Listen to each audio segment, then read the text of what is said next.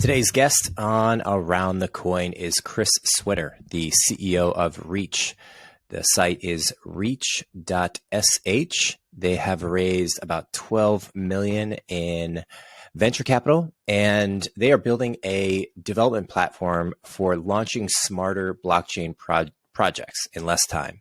So we dove into what exactly they are creating in detail. It's pretty astonishing. It's effectively a platform to allow people to build into any different blockchain as a compiler. So you build into their ecosystem using their language, and it compiles into the other blockchains on layer one.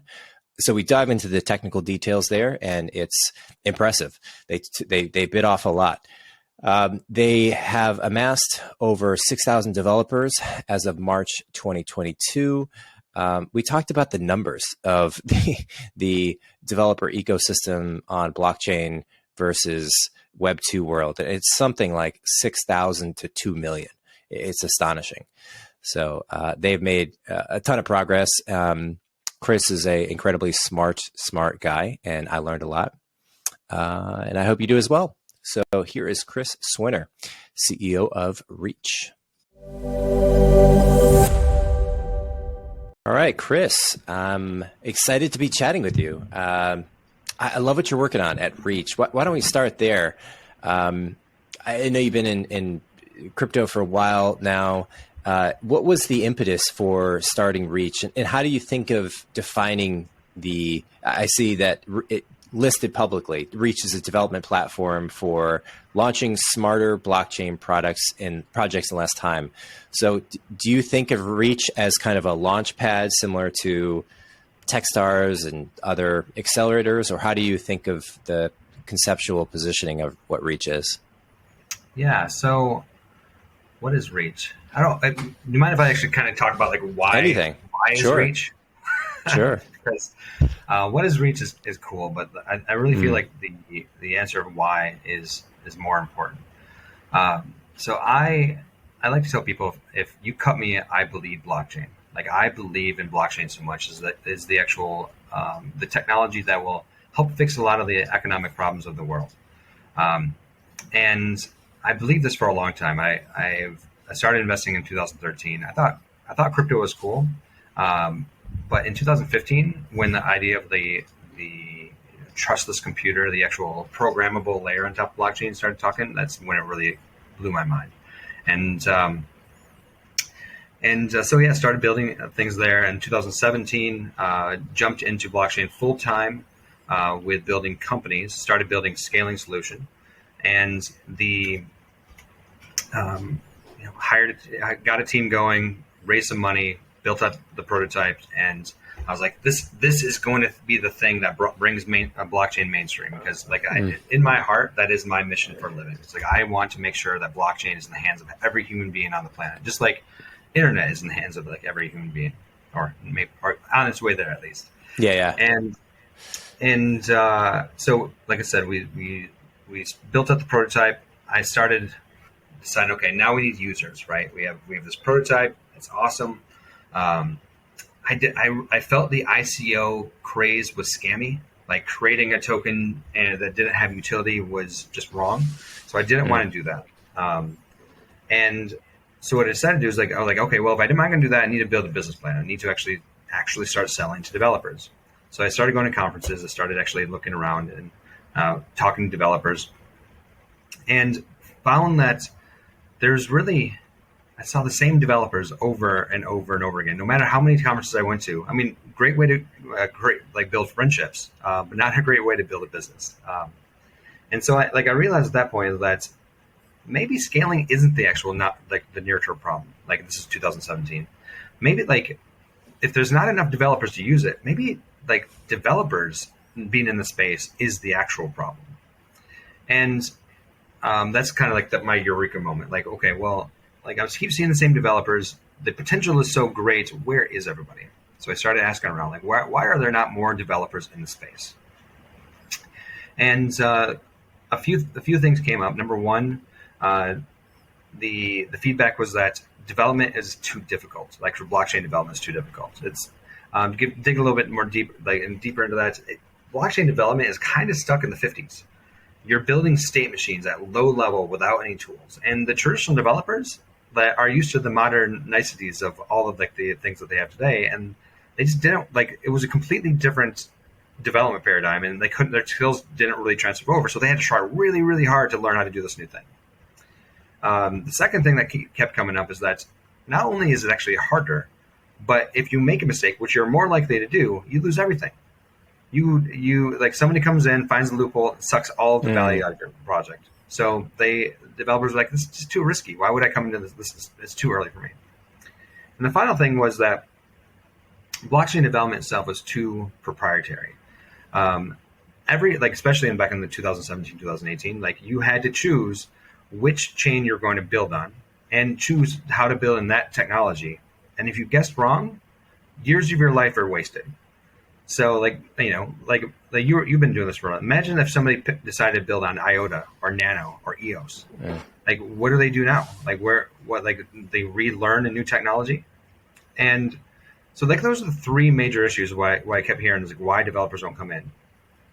And to actually just fast forward today, developers still aren't coming in. Like we're further along than what we used to be, but Andreessen, A16Z, just came out with a report that says that there's only 6,000 monthly active developers building on blockchain. 6,000. Wow, that's it. Across the world?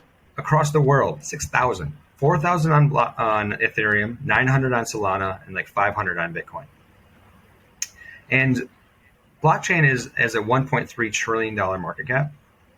So that means that there's about $190 million of market cap per developer building on blockchain today. The blockchain space is extremely over leveraged on developers, and that they're acting like it. I saw a tweet the other day. There's a recruiter that said, "Hey, check out this message I got back from a experienced blockchain developer." The guy was like, "Don't bother sending me any jobs, and that's there for over $300,000 a year, where I only work 3 days a week, but I still receive full benefits and full token allotment, and then." And then at the end, he's like, actually, now that I think about it, it's got to be way more than that because I think I'm about to get an offer for something like this. So make sure it's something really big. It really made me feel like I should have stayed a developer. That's ridiculous. Yeah, that would be my first thought. Yeah. Also, that must be true. I mean, we're in July 11th now. Like a month ago, there was a pretty major correction. How do those numbers? Are those numbers as of today, or do you think that would be applicable only during the frothy periods? It's during the frothy periods. The actual interest of building really goes down during the winters. The people that are in it are more devoted and are actually winter is for building. That's real, but winter's not for new people coming into the project, the space. Mm-hmm. But anyway, so I framed the problem, right? So we have very few developers. You, myself, I'm sure many of your listeners love blockchain and really understand and believe in the potential, but we're not there. And we will never be there unless we fix the actual developer problem, unless we actually get more developers in the space. Because the internet has 25 million developers. Like Web 2 has 25 million. We have 6,000. So wow. big difference there. Now, the question is, how do you actually bring them over? Number one way, this is actually what Consensus did, and this is what a lot of people do, is they built development tools. They say, okay, so what is blockchain development?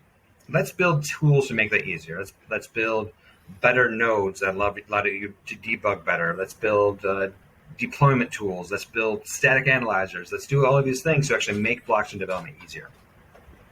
That's cool, and that does make it better, but it makes it incrementally better.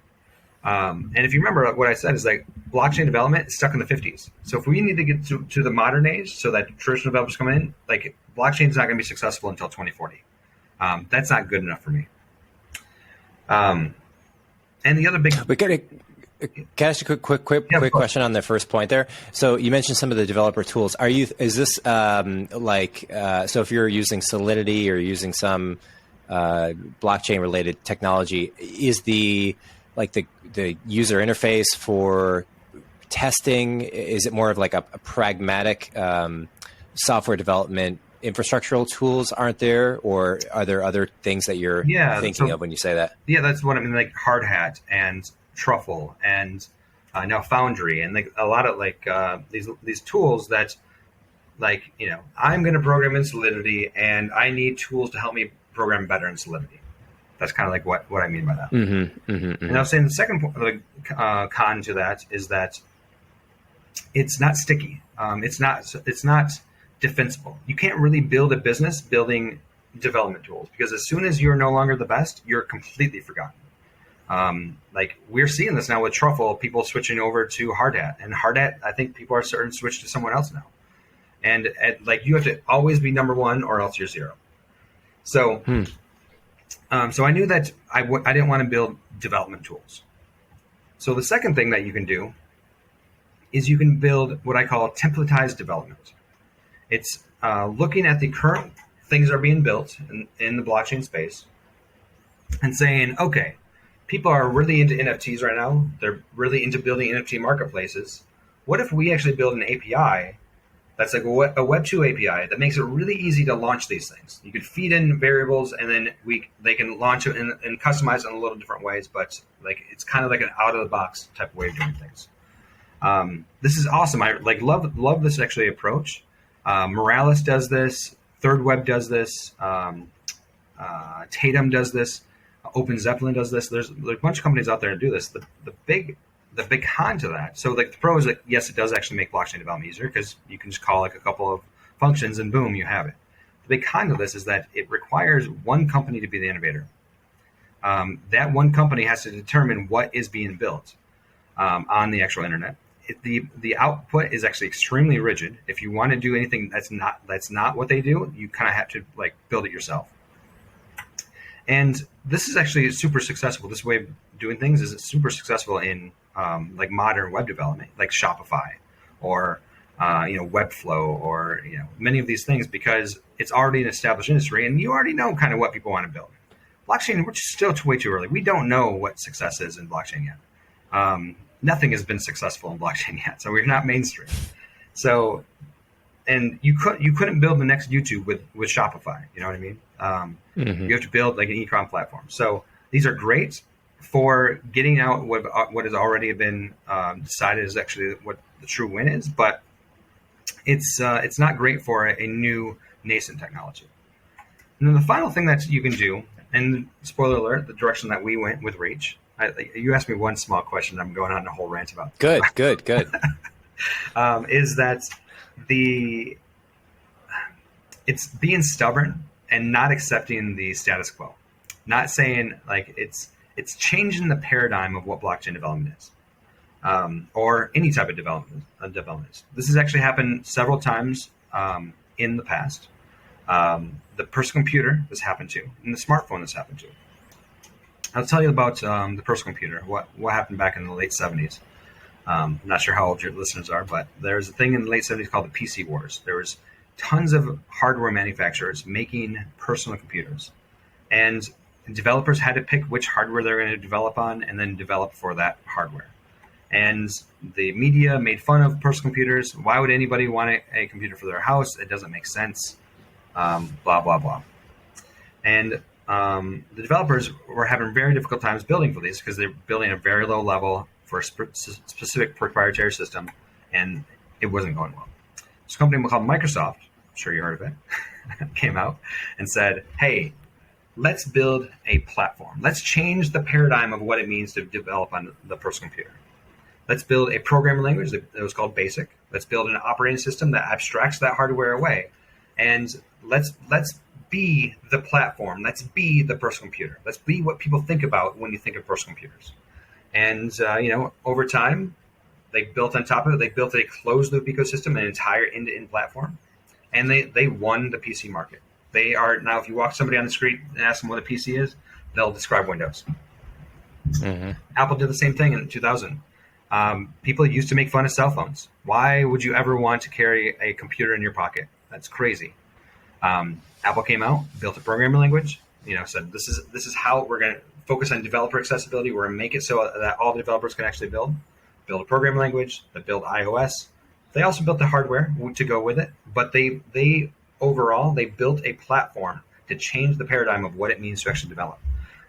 There's a meme out there of Steve Ballmer going crazy on stage, like screaming, developers, developers, over and over again. Developers. But it's so true. If you have the developers, if you give the developers to actually build things, they will actually change the world.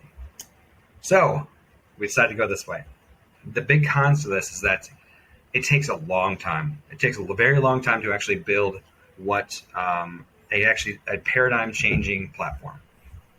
And not only does it take a long time, it's extremely risky because you have to do it. You have to spend a long time without actually showing anything to a user to see if it's actually successful or not.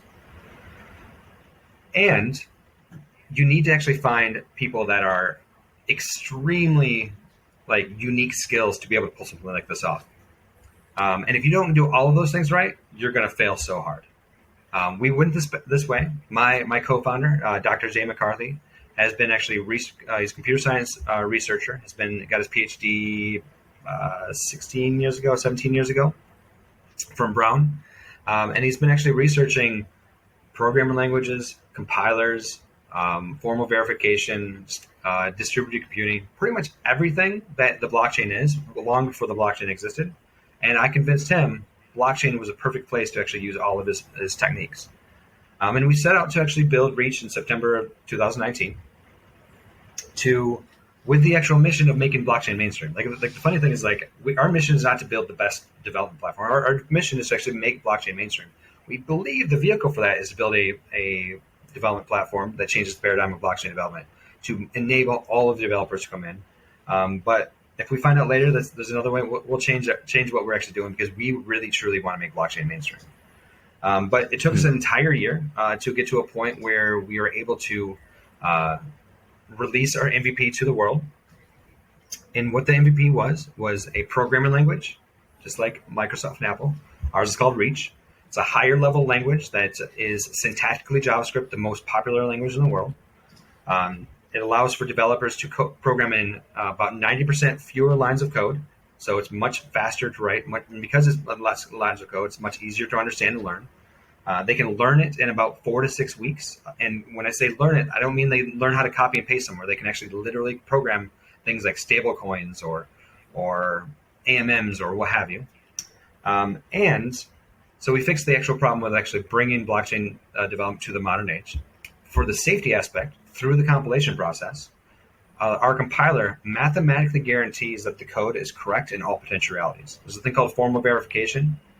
That's that proves that your application will do what you expect. This is not testing. This is actually way above testing. And it does it automatically through the compilation process. So a developer doesn't need to get his PhD in mathematics to do this. It automatically happens. And the final thing that we did is we made it blockchain agnostic. We made it so that a developer writes on Reach and they can launch on any chain that they want. No longer do they need to worry about the onboarding platform of a blockchain. They can focus on the actual, the true value of that blockchain, like what performance does it offer, and then they can launch. And even if they change their mind, they can launch another one without changing their code. So we delivered that in September of 2020. At this point, we decided that we're blockchain agnostic, but rather than say let's try to boil the ocean and try to actually release to everywhere, we decided that we needed to actually pick a vertical slice. We could pick a horizontal vertical slice and say, we are the NFT programming language. And that didn't feel right. So what we decided to do was actually to pick a vertical slice and pick one blockchain. Say, okay, we're blockchain agnostic, but let's pick a blockchain that we believe that we can actually learn from. We can learn how to actually attack, learn how to actually get the community's trust, and kind of take over as the primary way to actually build on that blockchain. So we wanted to pick a chain that we truly believe in the technology. We wanted to pick a chain that needed the help as far as actually the programming language. And we wanted to pick a chain that was truly supported us. So we went through and looked at a lot, and we chose Algorand. Once again, blockchain agnostic, but we said, okay, this next year we're going to focus on Algorand to really kind of push it out. Quick question for you. Sure. the blockchain agnostic for the developer, but for you guys, if you flip underneath the hood, you have to go and integrate with each of the different blockchains in order to offer blockchain agnostic front end like Reach development tools, right? Exactly. And so far, you chose Algorand first. So we actually we chose to focus our marketing efforts on Algorand, but we are completely working on all EVM, Algorand, Conflux. We received a grant recently for expanding to Cosmos.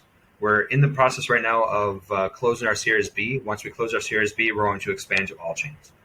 But for marketing reasons, for actually like effort to actually acquire users, we decided to pick one chain. Even though especially early on, the EVM was more feature complete than Algorand. It's not anymore, but we always make sure that every one of our tests runs on every single chain. So we are completely blockchain agnostic.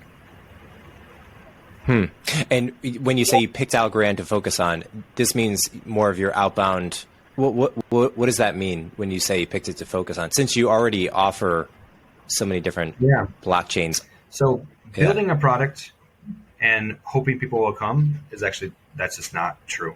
That doesn't work. So you need to make sure that people know about you. People know what the actual value is. You need to actually create partnerships to make sure that you do this in an efficient way. So when I say we picked Algorand, it was we integrate ourselves in the community. We did such a good job that there's a Twitter poll probably a month or two ago that the question was, when you think of Algorand, who do you think of? And it was Sylvia Macaulay, the actual inventor of Algorand, Sean Ford, the COO of Algorand, or Kelly O'Callahan, who's like CMO of Algorand, or me. I was honored to actually just be on the list. I'm like, why am I on the list? Yeah. I ended up getting second place. Behind What do you think about that? What do you make of that? I work hard. I personally make it a duty to actually be in many Twitter spaces, to actually be active on Twitter, to make sure that I am helping everyone no matter what. And it's just part of actually what our methodology is, to actually make sure that when you build a product, especially what we're doing, we integrate into the community, and we make sure that the documentation and the curriculum is actually up to snuff. Not only that, what we've done is we've actually partnered with Algorand in the developer acquisition side of things, where we run multiple programs to acquire developers for Algorand. So right now, there's actually we're about to start a what we call a bounty hack in Africa that we have over 300 people signed up for, and they're going to be learning Reach to launch on Algorand. And we've done, this is actually the third one we've done in Africa now. We've done one in Australia. We've done one in Turkey. We've done a university focused one. We've done a women who code focused one. We've done a lot. We've onboarded now, I believe, as of like a couple of days ago, 6,900 developers that have actually compiled and built a application. We sit at between 600 and 700 monthly active developers. And which with those numbers I told you earlier, puts us at the third largest development community. We have around, right now, there's about 20 investment-backed companies building on top of us. And all of these numbers are growing exponentially. So we've done well so far. And congrats on all the progress. Let me ask you this. The first thing I was thinking about, Algorand is uniquely valuable in what way? I know they have this PPOS, this pure proof of stake. From a technical or is any other consideration, why are they so interesting? Well, the reason why I think they're so interesting is, it's like, why is any blockchain interesting? It's all about the actual consensus, the network layer, things of that sort. It's more about the actual their performance numbers that make them interesting. Mm-hmm. Like Algorand right now, they can do, I believe, 4,000 transactions per second, and with a roadmap to be able to get up to, I think 40,000. Don't hold me to that, but 40,000 on the base layer. This is not like a layer 2 scale or even sharding. This is actually like the consensus itself. So extremely performant at the base layer. The finality times is best in class. They're at 4.5-second finality, meaning that like in 4.5 seconds, you can guarantee that the transaction's final and in. They are going to 2.5 seconds, I believe, in the next 2 months, which this finality time is like kicks everybody else's butt. So the finality is really good as well. It's also just a great, like very, very smart team building everything behind it. This is kind of a subjective question, but how do you see the latency of performance trailing attention? So, I certainly believe you when you say the best performing blockchains will get the most attention. And you said earlier, if you're not number one, you're last in the developer tooling. If Algorand just outperforms, Solana, Cardano, Ethereum, like name its like competitors. Is that lag linear? I mean, as they release new features, they become more open, and people believe, like, do people just leave kind of? How do you see that? Because that's humans, right? It's like human attention changes, and people are weird, and they almost draw alliances, and it almost becomes like pseudo-religious who they're building on or believe in. How do you make sense of that migration pattern? The future of blockchain is multi-chain. So why I say that is because blockchain is extremely complicated.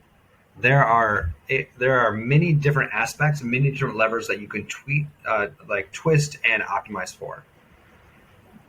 The truth is that this is what blockchains will do. Right now, we're in hype cycles. Like it's best for blockchains to scream about how amazing they are, just so that number go up. When we actually start blockchains started using as for utility and making the world a better place, blockchains will start optimizing for things that they can optimize for. And developers will pick where to go based off of what that blockchain optimizes for. Blockchains that optimize for the same thing, most likely you'll have the issue what you're saying is like there will be a one winner for the most part. But even then, I believe as interoperability really starts picking up, companies like us that allow for you to deploy anywhere, no matter where you want, and the interoperability, you're going to have a lot of options. And it's needed to be able to truly scale it worldwide and globally. It's okay to have multiple chains, and as long as you have that interoperability to be able to span the multiple chains, that's the key. Got it. So, do you see kind of? But I think about this like migration pattern though between chains. Do you see pragmatically developers thinking of themselves as being agnostic, or do you see developers kind of drawing allegiance to certain technologies? If you're asking right now, it's extremely toxic, extremely maximalist, because they have to. Because right now, if their chain doesn't win, everything is lost. You know what I mean? Yeah. So, like, as we go further, there will be preferences, just like there's preferences for Postgres over NoSQL. And there's actually reasons why you would pick one over the other. But at the end of the day, like, if you're forced to go one way over the other, you might be a little butthurt, but you would. And that's the way that blockchain is going to be. We're just so early that it's such a weird space that never existed before. I mean, blockchain literally incentivizes being toxic. And so that's why you have crypto Twitter. You have all of this, poop flinging, because if the harder you fling that poop, the more your price will go up. Interesting. It's almost like there's not enough. It's almost like when the people went west across the U.S., there just was these vast open plains, and you couldn't survive on your own. So you had to go in small enough groups where you could be self-sustaining. And even then, it was super risky, and you might not make it. So like a small town there might just all dry out if like a hurricane comes through or something. And I kind of view it as that. It's 6,000 developers. I don't know, maybe 20,000 people, seriously, some number around there. So it's not a major industrial area. It's like people are really fighting to survive, pay rent. I mean, regardless of what you're doing, like you have absolute hard costs that you have to pay for in your real life. But I imagine once these projects hit enough value deliverance in the marketplace that there'll be enough of a sustainability mindset. Do you see this like toxic incentive changing as projects grow? So I think that the analogy you just used is actually a great one. All blockchains right now, in the current way of building blockchains, they're building covered wagons. We're building airplane. You can actually, it's a lot less risky. You can get there a lot faster, and so you don't necessarily need to go with a bunch of people. And you can go to places where maybe that's other people aren't going because it's much easier to get to. And to kind of answer your question about, do I see it getting less toxic? I already see it less toxic. In our development community, because we are blockchain agnostic, nobody talks about Algorand or nobody talks about Ethereum or whatever they're actually building. They just talk about building things. And our community is by far the least toxic community in crypto. And that's because we've removed the actual token out of the conversation.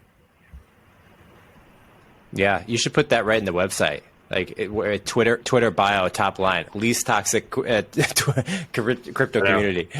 Sadly, that's a pretty low bar, but at least we're above it.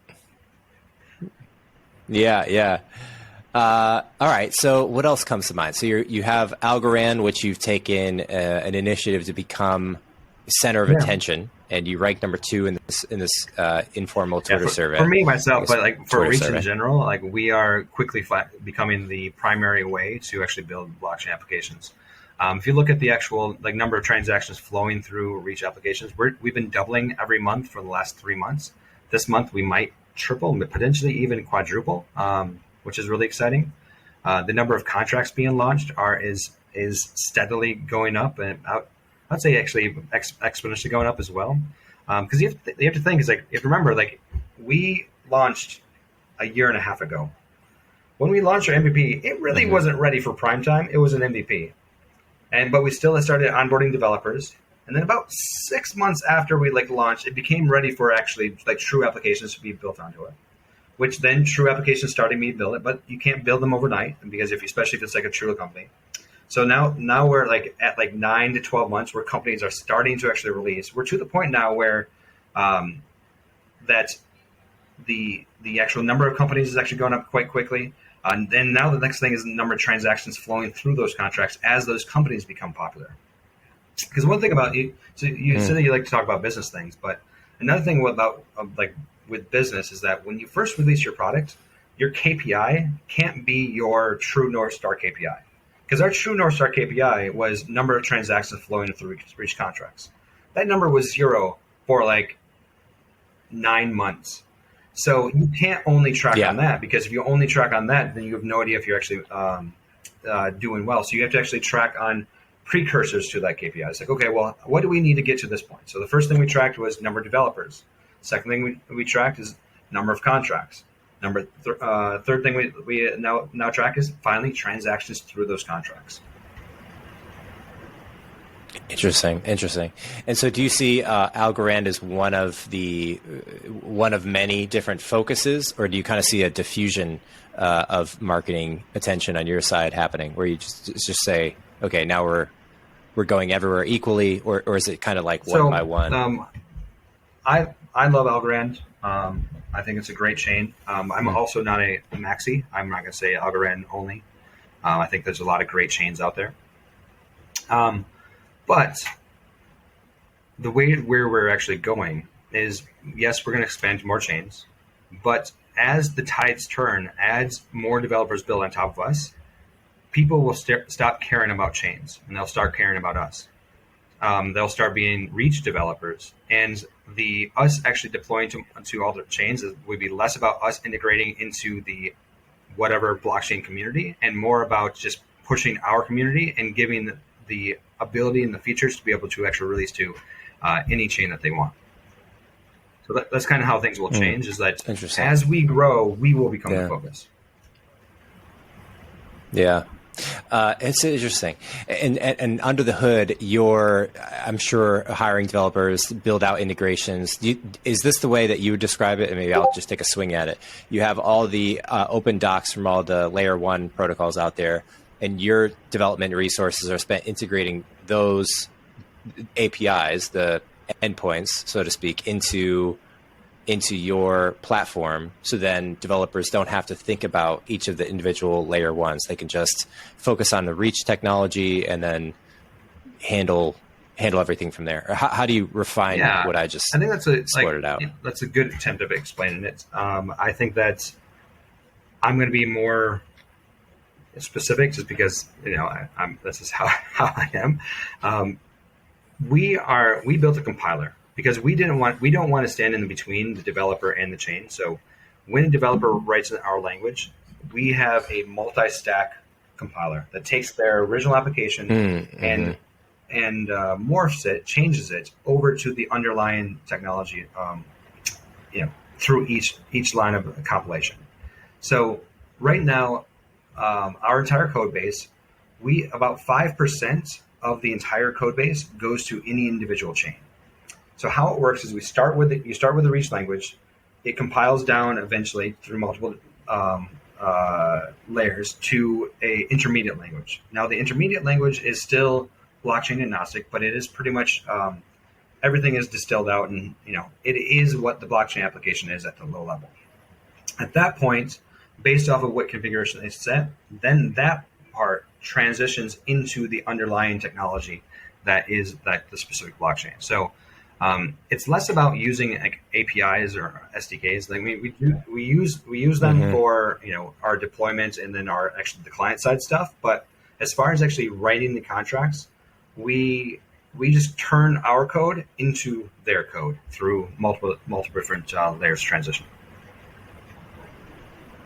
I've never gone deep on compiling. And does it technically work as a translation device or a translation like library effectively, where you're literally taking recognized either like words or like calls or just is that? It's yes, but it's a little bit more complicated than that, because what you have to do is like it's not this word means this over here, because that would mean all blockchains.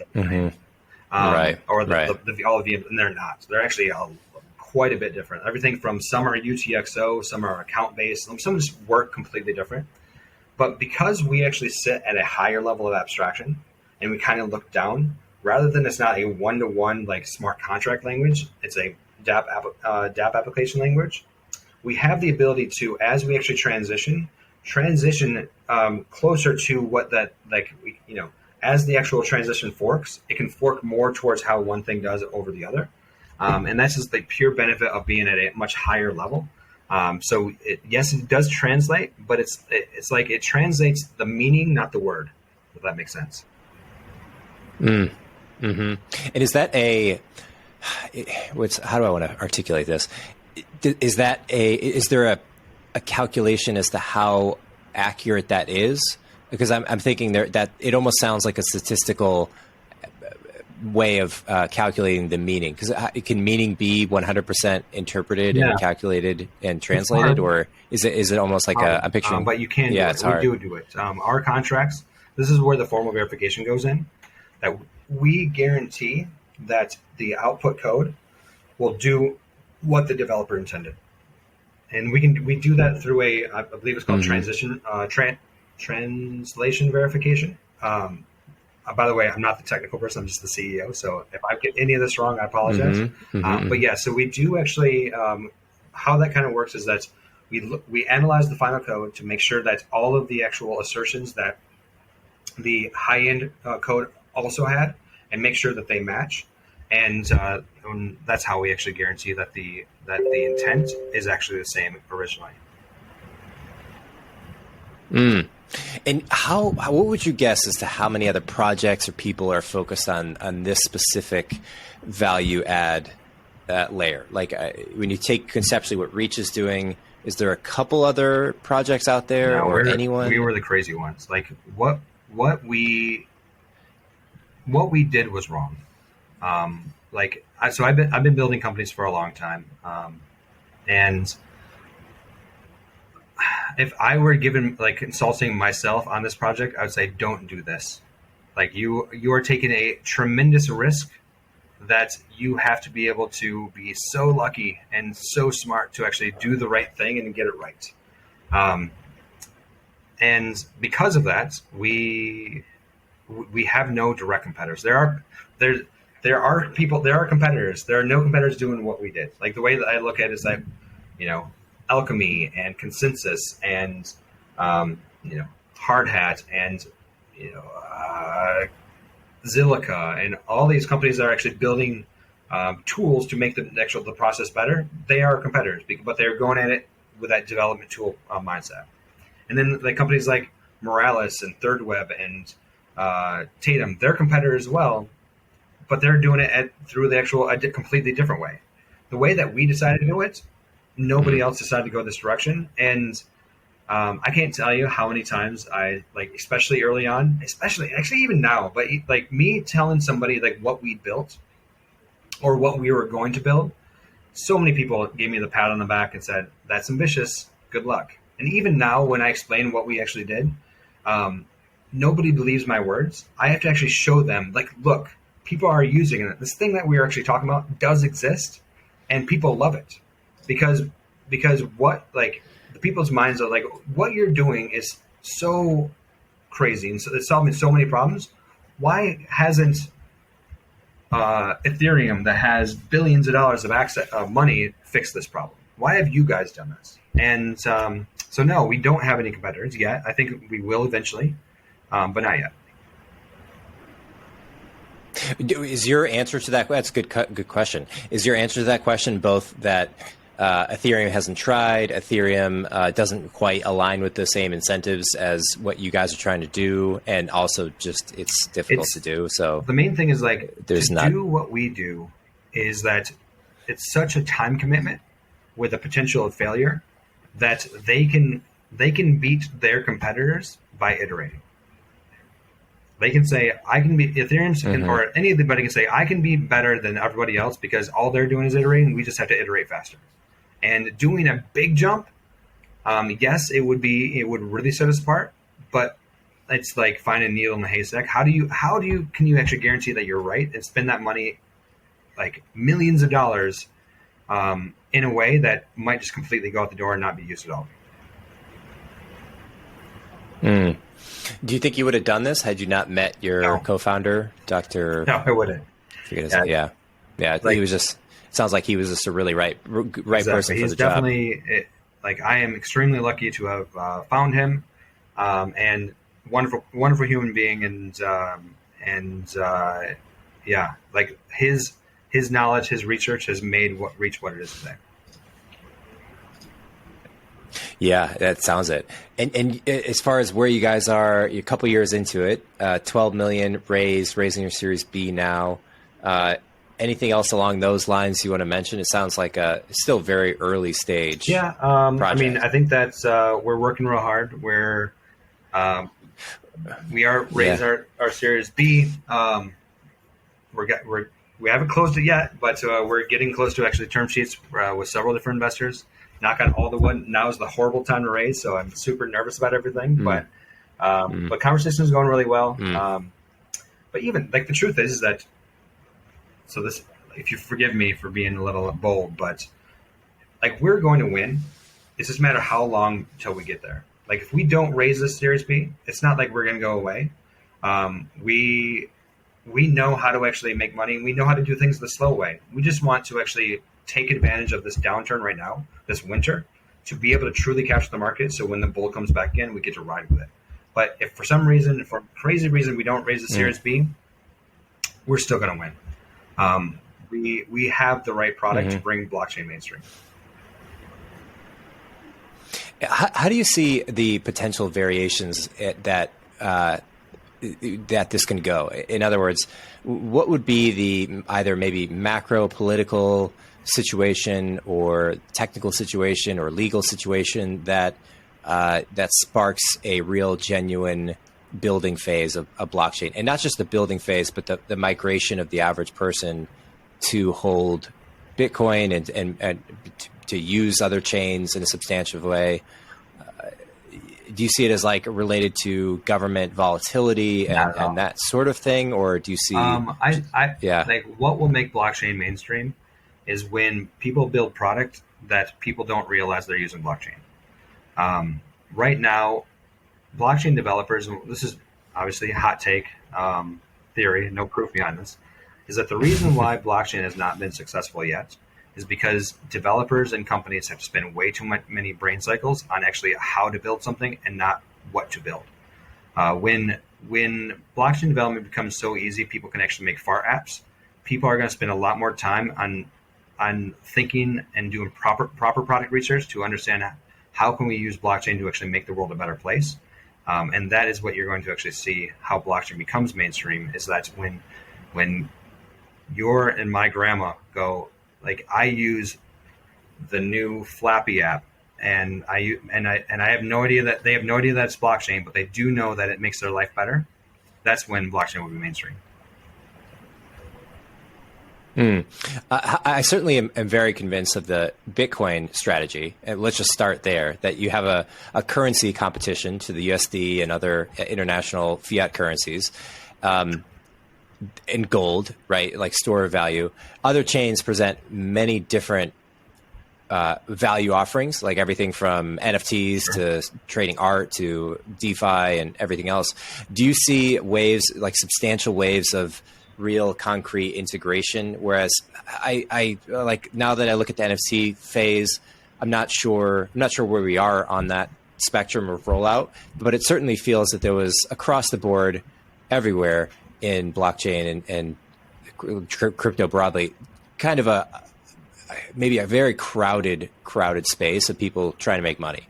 And I'm curious your thoughts on where it actually sinks its teeth into it, or if this is just naturally part of the cycle. It's like, well, people come in because they hear smart people say this is really exciting, and then it's kind of what remains after the tide goes out is what's used to build the next cycle, or how you sort of make sense of if growth. All blockchain ever is, if all cryptocurrency ever is how to get rich quick, it will never succeed. These cycles will continue to go up and down based off of hype, and eventually, if the only reason why they're actually continuing to actually go up in the actual cycles rather than actually staying flat in cycles is because utility is coming and people are feeling that there's actually becoming more and more real. The truth is that if people stop believing that it will be real, and they would, if value doesn't actually start coming out of blockchain, you're going to start seeing down cycles, and they get lower and lower. But there'll still be cycles. They'll just keep going down. The only way that you'll see that blockchain to actually truly be successful is if people are actually providing the world making the world a better place, and the people using it have no idea that actually the technology that's making it happen. Because if a mainstream user doesn't give a dang about the tech, they care about how is this making my life better, and if it makes my life more painful to get it better, they probably won't use it. I don't like monetary policy, the sound money of Bitcoin, all of that stuff. Like, I feel is less exciting than the actual true potential of blockchain, because the true potential of blockchain has the ability to actually build entire industries that are decentralized, and that will be worth more than the store of money that Bitcoin promises.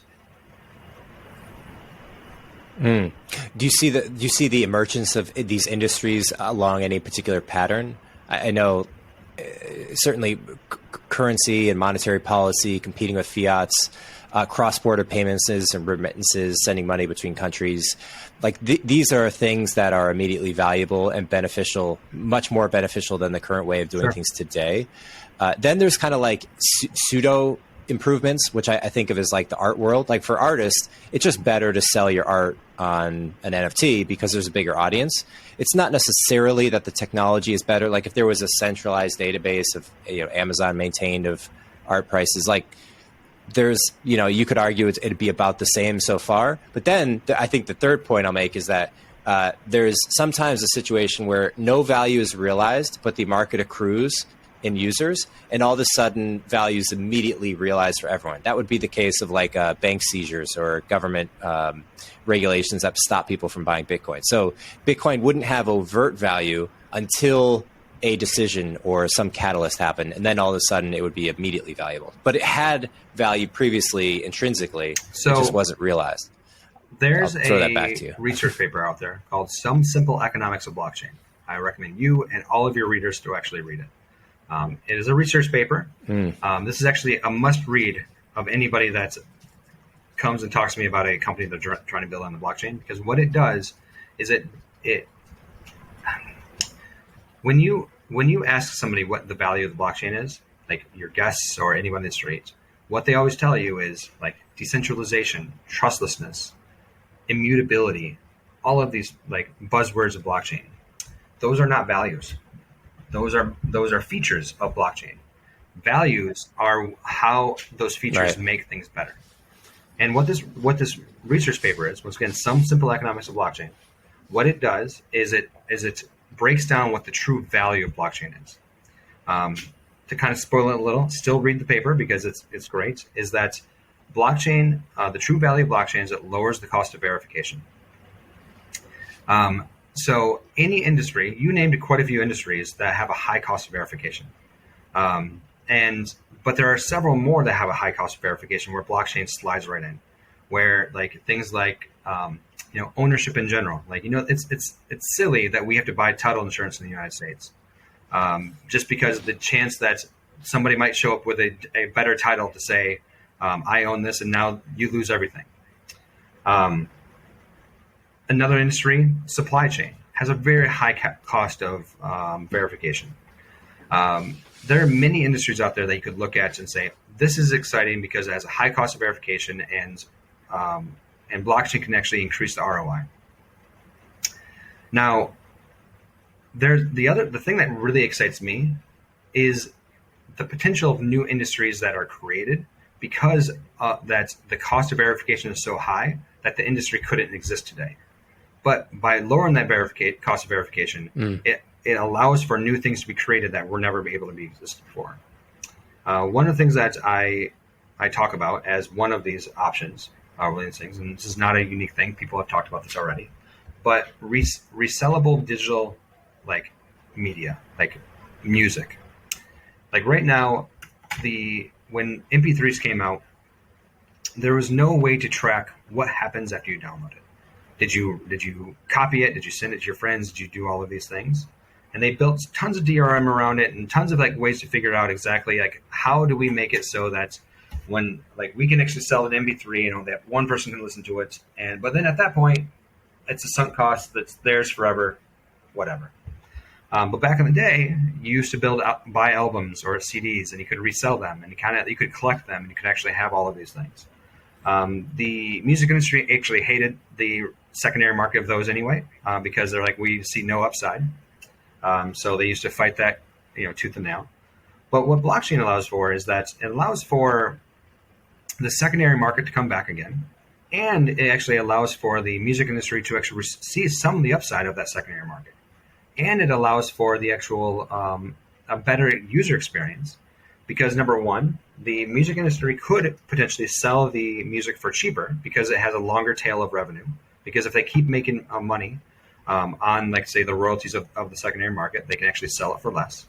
It allows for the original buyer to be able to recoup their cost by reselling it or potentially make money because of the scarcity aspect of it. And allows them to actually, have collections again. I have look at my wall arts of all of my albums that I've collected.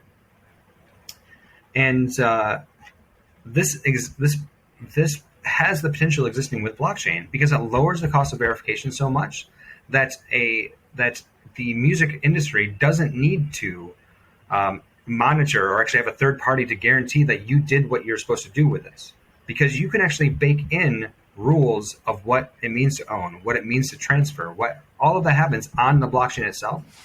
And and that is actually what really gets me excited about blockchain is when new industries that never could have existed before could exist because of blockchain. Yeah, it's interesting.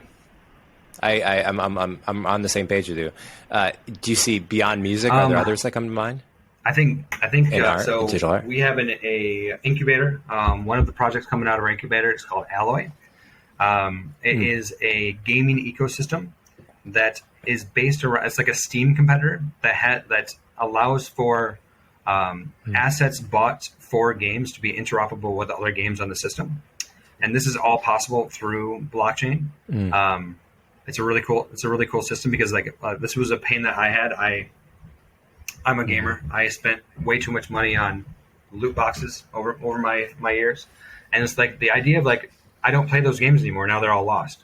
But at the same time, like if the game died, those loot boxes wouldn't be worth anything anyway, because who cares about the assets if like they can't use them anymore. So I wanted to build a system that allowed me to actually build up assets over my life that I can continue to bring from game to game.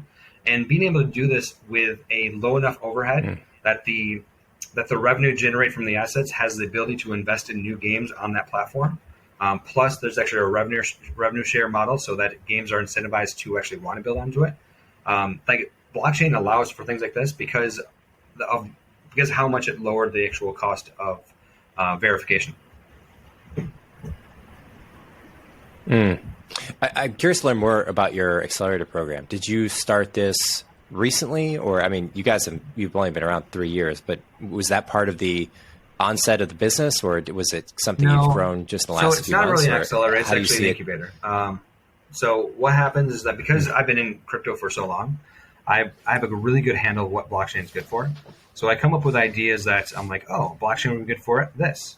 So I decided to okay, I'm going to spin up the Reach Labs, which is completely separate from the Reach core. And what I do is with Jay, write a white paper of how to actually do it. Then I find a leader. Then we hire the team, and then we let that team actually run with it. And we've done that. So Humble was the first one, which is a DeFi suite that is now launched and doing really well. The second one is Alloy. We actually ended up convincing one of the higher ups of Blizzard to come in to run that. He was the executive producer of EVE Online, and now he's running that project, and it's going really well. And the third one, I'm delaying until the bull market comes back or summer comes back. It's called Monarch. It is a DAO of DAOs. That is, you can kind of think of it like the United States of DAOs, where people can actually create sub DAOs, but the voting power, like the people that actually have voting power with the sub DAOs, also have voting power over the overarching DAO as well. And that's a pretty cool project that I'm waiting for the bull market to come back to take a run at. And would that be specifically for governance, like in person? The way that I describe it, it's like governance, the DAO, decentralized meetup.com, a way for organizations to actually create structure in like treasury, governance, things of that sort, but also be linked to an overarching community that has the ability to help lift up underperforming DAOs and provide better discoverability and things of that sort. Interesting. Do you see a pathway to? Have you followed any of Balaji's recent talks around the changes of empires and how he views? I mean, tell me if this is something you're familiar with already. But Balaji talks. Yeah, his basic theory is that it's difficult to summarize, but I'd say he views God, the state, and networks as the three things that you can worship. And people are especially Bitcoin maxis or other maxis, is effectively a pseudo religion. And people, when they're displaced and states start to break down, institutional trust starts to erode, everything from government bodies to large bureaucratic organizations, that people are looking for something else. And the network state is a list of attributes that would play into this, like a common shared pool of land that people can contribute into, a DAO to manage it, a common cryptocurrency, and there's some other kind of qualifiers for this, but that it actually, the technology, blockchain technology, is the underlying technology that's used to create the next level of human organization. That makes sense. It makes a lot of sense. I have not actually read. Yeah. I need to. I'll look into it for sure. It's interesting. Yeah. It does seem like it is suspiciously timed with the just the general proliferation of the technology and the growth that's happening with the simultaneous instability across the world and governments. And it's like, okay, if done right, it can come together in some way that I think is really interesting to track. but I'm always curious to hear people's reaction on that. Some people go really deep and they're really passionate about it. Some people just throw their hands up and say, who knows? Yeah. It's just something I could actually go pretty deep on, but I think we're running out of time. Sure. I think overall, do you want to say anything about it? So one thing I talk about a lot is actually the rise of NFTs, which I believe actually ties into the community and network side of things. Is that I didn't understand NFTs for the longest time. Like I understand people liked them, and I understood the technology behind it because I've been in blockchain. But I was like, why are people spending so much money on these things? What's the connection? And I decided rather like the way that I look at things is that if a lot of people are doing something and I don't get it, I'm the wrong one. So rather than be like, shake my finger at them, I'm like, okay, well, let me figure out why I'm wrong. So I took a bunch of money and said, okay, I'm going to buy a bunch of NFTs and find out why this exists. And my belief of what happened is that buying NFTs was never about the art. It was never about it was a little bit about the actual the hype and potential of actually making money, but the reason why it really took off was the sense of belonging, is the sense of being part of something, being part of a community. And I believe that COVID actually was the catalyst for this, because COVID separated human beings so much that there was a way for people to become digitally connected in a way that was actually scarce, and a way for people to actually be part of and actually kind of like feel wanted and needed again. And I believe that there's a lot of that in organizations and communities. And you saw like what people said a lot is 2022 is the year of the DAO. And I looked into that. I was like, okay, well, this makes sense. So I get NFTs now, but like the year of the DAO, what does it actually mean? Like, so I started digging into DAOs. What are people thinking or considering what DAOs are? Why are people joining DAOs? What's all the thing? And there was a continuation of that whole like NFT craze of like being part of something. And then I started looking into the actual technology. I'm like, what? You're calling this a DAO? Like, this is literally a Discord group with maybe a multi-sig wallet. And like, the large majority of them are that. And it baffled me. I was like, but once again, I'm like, rather than say these people are wrong, I'm the wrong one. What is the actual thing that is that people are actually okay with? And why are they even saying the word DAO? Because it's not. But it felt like it feels like a thing like, oh, no, we're bound together by trust. Then this is actually where the idea of Monarch came. It's like, okay, well, can we allow for people to have a sense of belonging, to actually truly believe that they're a part of something? And actually provide them the technology to do it in a trustless way, to do it in a way that they can't be rugged, because people are being rugged all the time. So can we actually build the technology to make it so that people can be part of something? They have the actual structure, the organization structure, to be able to be safe while doing it. And that's where we came up with Monarch. That's fascinating. I'm right with you on that. It does seem that the underlying commonality between NFTs and DAOs is this just fundamental intrinsic need that humans have to connect, catalyzed by COVID, and probably will continue to fuel the next wave of blockchain-related innovation. Yeah, I'm right with you. And hopefully you guys will power a lot of it through your work to build this development platform. So I'm really excited to get a chance to talk to you. It's really feels very unique, and it feels very substantial. So congrats on all the progress, Chris. Do you want to throw anything else out there? Yeah. Your Twitter or anyone else that's inspired you? I like to ask about if there's any books. You mentioned some simple economics of Bitcoin, of blockchain. Yeah, I recommend reading that. Sounds great. Make sure you read that. So follow me on Twitter at Chris Swenor. It's pretty easy. You can find out more about Reach at reach.sh or docs.reach.sh if you want to dive right into the docs and start building. We are offering mini programs. If you're a developer and you want actually to dip your toes in, you can not only actually dip your toes in and figure it out with a guide experience, but you can actually make money doing it, thanks to our partners that we've been partnering with.